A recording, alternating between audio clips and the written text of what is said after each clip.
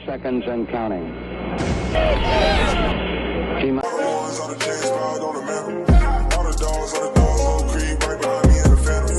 Hey, what's good, y'all? Welcome back to another video. It's Anish. I'm joined with DJ, and today we're going to be talking about the Rockets, and they just lost to the Cleveland Cavaliers 89-124, a 35-point loss, and we were really looking forward to this game, but this game was pretty crazy. First of all, we were without 5 rotational players, and EG being out, Wood being out, obviously Green, KJ been out for a couple games now. House also was out. They didn't have Mobley this game, and so I was really looking forward to a Sengun Mobley matchup, but we won't have it this time. I think we'll have it the next time we'll have it like sometime in February when we play the Cavs again. But this game was also very weird for another reason. Silas left the game early due to dehydration reasons.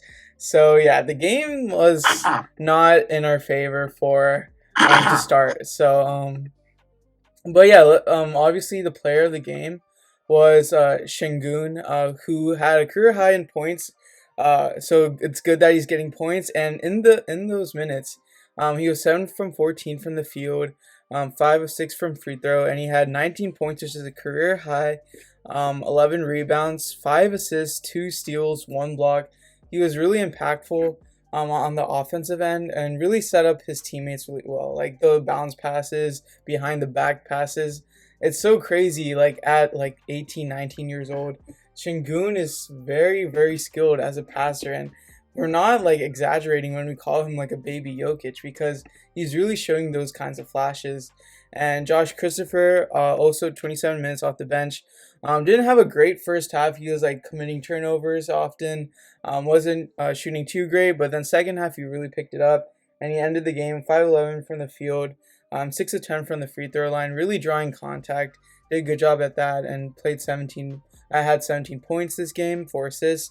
And one notable thing was Garuba had his first real minutes, kind of due to everyone being out, or most of everyone being out this game. 17 minutes this game. Was the only player on our team to have a plus-minus at +6, a positive plus-minus at +6. He wasn't very, like, tenacious, but he was a little, like, hesitant, but it's, like, his first real NBA minutes, so I guess that's understandable in some regard. But yeah, this was a really tough game to watch. Yeah, DJ, what are your thoughts on this game? I mean, there's not much. It's Alper and Sengun, and that's it. Like, Sengun had one of the best games in pretty much his early career. In his stat line, he had his 19 points, 11 rebounds, 5 assists, 2 steals. And in fact, Sengun is the youngest player in NBA history to have that stat line, which is just crazy. And to mention off the bench as well. He seemed like the only bright spot on this team, and it was just everything ran through him, and I feel like a lot of the times the Rockets, we did lose a lot of hope in that first half, but we really bounced back in the second to make it not a competitive game, but really like chip into that lead. Going from being down almost 50 to like around like 30, and we ended up losing by 35. So it shows like these guys, even though it was just our third stringers and like, bench warmers, like they have a lot of fight in them, and they will like always be fighting. They don't play the scoreboard. They play just like with all the tenacity and just with all the effort and hustle that they can. But Sengun did his thing. He was diming with every.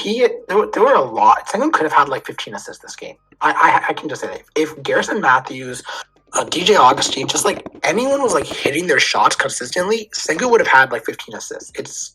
He just does so much, and the offense was really fluid when it was running through him. Until DJ Augustine got ejected in that third quarter, Sengun were doing their thing. They had their little chemistry with their little dribble handoff and all that. But then after Augustine got injured, it was just the Josh Christopher and Alper Sengun show. So, but other than that, great effort from the Cavs. I mean, they were just clicking on all cylinders. But, credit to the Rockets. Yeah, it was a terrible win. But then again, I don't think anyone expected us to win this game.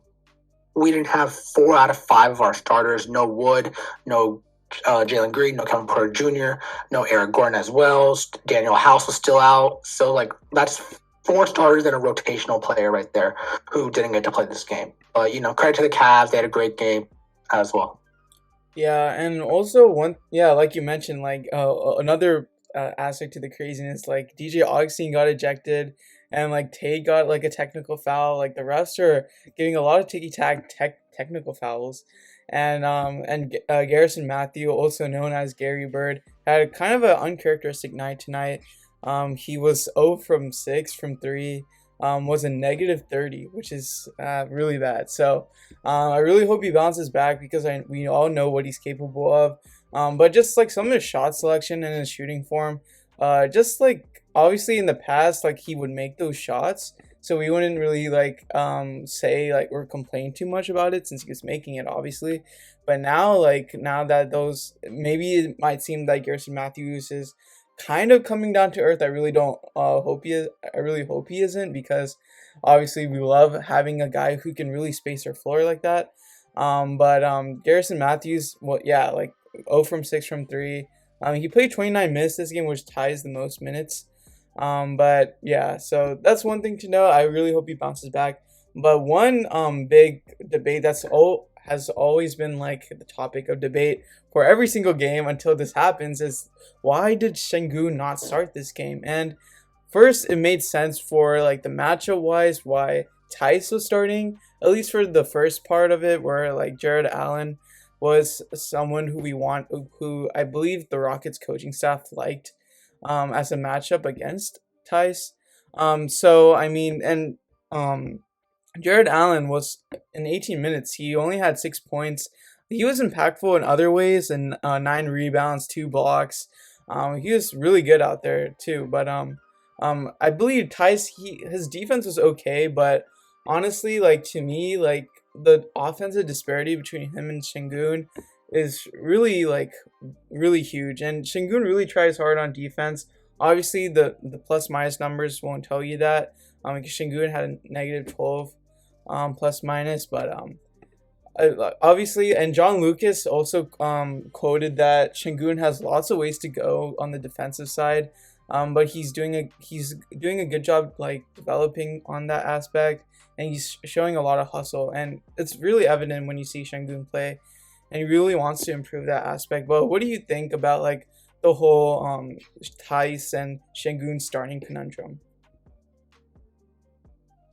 I mean, I think it's gone to a point where I don't even know why Tice even started. I mean, I know the reason that Silas has, and that's, for the matchup reasons. You have a 6'10", 19-year-old in Alperen Sengun going up against a big 7-footer in Jared Allen. So I understand that you want to have a guy like Daniel Tice out there. But with Tice, the offense is just so bad. Like, is it even really worth it to even just have him out there? It's because, yes, he might be a little better defensively, and that too by a very slim margin at times, but the offense suffers so much. So it really doesn't make much sense. And, the other reason that people really have for this is the foul trouble that Sengun is with. But even then, Sengun in his 28 minutes of action only had 1 foul in this game. Only 1. So, like, I feel like Alperen Sengun, like, the reason that he gets a lot of his fouls, he likes to take charges because he knows, like, hey, if I take the charge, either it's going to be a foul, it's not going to work, or I'm going to get my call. And so it's like a risk he's willing to take. That, or he tries to contest every single shot. And, like, a smarter NBA player knows that, you don't have to do every single shot if it means you can save yourself, because you need to know the value that you bring to the team. And Alperen Sengun does that, being the offensive hub that he is. And it's really evident because, okay, so here's a stat. When the Rockets were down at one point, 84-39, Alperen Sengun checked in, and ever since then, right after that, the Rockets went on a 30-19 run. Like, it just shows whenever Sengun is on the floor, the offense is just so much smoother. There's so much more ball movement. because there's so much more variety. Sengun has so many ways he can impact the game offensively, whether it be from the high post, whether it be from, inside when he gets the ball, he's doing like a dribble back down penetration, and he can either go up for the layup. And he's really good at those and one. He's really drawing fouls and he had like two or three and ones, like just from like backing down in the post. Like it's really, really like amazing how a 19-year-old is doing this against grown men. Like it really shows how much he can really turn into. Sengun just had an amazing game. It's a shame that he didn't have his point guards with him, Kevin Porter Jr. and DJ Augustine for the whole game, and that everyone else just really wasn't hitting their shots today. So it's really unfortunate. But then again, I don't think anyone really expected to win this game when we found out that we would have 4 out of 5 of our starters out. But nonetheless, it's just not how any team really wants to lose. But besides Sengun, another person that I thought played really well today was KJ Martin. Especially in that third quarter, he actually pretty much like ignited the spark for us. Got a lot of steals, got played really well in transition. Even the Rockets didn't have many fast break points, which they're like top of the league of. They play amazingly in transition, downhill. They have the fastest pace in the league. So, KJ played really well in that. He had his 14 points, 3 rebounds, 2 assists. Um, he wasn't, as efficient as usual, but then again, he was getting clamor, and he was really the only one who seemed to be, hustling on D. But yeah, other than that, I feel like it was just not that great of a performance. And, the Rockets have another game tomorrow, I believe, against the New York Knicks at home. So they have to make the flight all the way back from Cleveland. So we'll see how that goes as well. I think Eric Gordon should be back by then. But yeah, I feel like, this Rockets team, one thing that we love about them is that they have a very short term memory. Once they sense blood in the water, they're going right after it, and they're going to come out, especially knowing that how badly they just lost. Next game, they're going to go all out. So just looking forward to that now. Yeah, and like to your point about the size, like Shingun is 2 inches taller than Tice. Like it's not even a matter of like size or height like advantage for Tice. Like Shingun's literally taller than him. And like it also didn't make sense like if the Rockets are doing like a matchup kind of thing, it didn't make sense for Tice to still be out there when Jared Allen was sitting. And yeah, like going on with that agenda, like the Rockets going on a 30-19 run when he checked in, it could be a coincidence that like the Cavs were playing their like backups at that point since they were blowing us out, beating us by 40 plus points.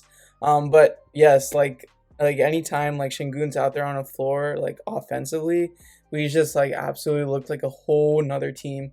And like with like no like real point guard out there, I guess with Augustine out and obviously with KPJ out, like with no real point guard, Sengun was kind of our point guard for like a good bit, like for the whole game basically after DJ Augustine got ejected. So Shengun's proving to be a huge franchise cornerstone for this team, and I literally cannot wait to see his development over the next couple of games. After the end of the season, it'll be great to see how far he's come because he's developing very, very fast, and it won't be long till he's a household name for sure. But that's pretty much it for the video. Let us know your thoughts on tonight's game, and as always, be sure to like, subscribe, and turn on post notifications. Thank y'all for watching. Peace.